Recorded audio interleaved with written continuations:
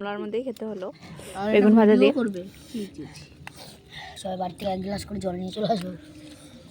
সবাই বলছে খুব ঝাল হয়েছে, আমি এখনো খাইনি তরকারিটা।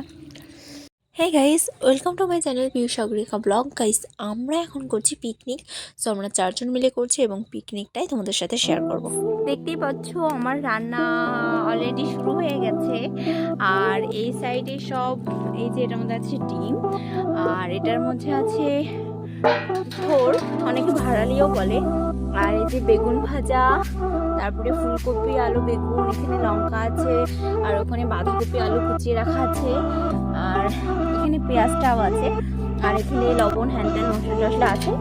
তো আমি এখন রান্না বসিয়ে দিয়েছি। আর এই যে সবাই হাই বলো।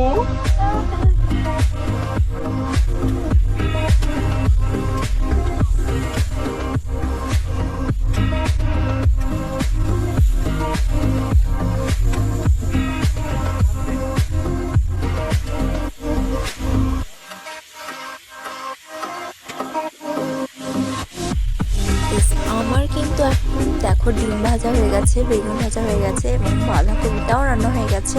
আর ভীষণ রাত হয়ে গেছিলো, ওদের ঘুম পাচ্ছিল। তো দেখো আমি তাড়াতাড়ি করছিলাম খুব। আর কি বলবো, এতটাই অন্ধকার হয়ে গেছিলো, মানে এতটাই রাত হয়ে গেছিলো আমাদের পিকনিকটা করতে করতে। যেহেতু সব বাচ্চা বাচ্চা মনে করছিলাম, অনেক রাত হয়ে গিয়েছিলো, 11টা বেজে গেছিলো। সারা পাড়ার মানুষ ঘুমিয়ে পড়েছিল, তোমরা দেখবা পরে, তোমাদের সেটাও দেখাবো। ওদের খুব খিদে পেয়ে গেছিলো, তাই আমি কিন্তু ওদের খেতে দিয়ে দিয়েছি। একদিকে রান্না হচ্ছে, একদিকে ওরা খারাপ।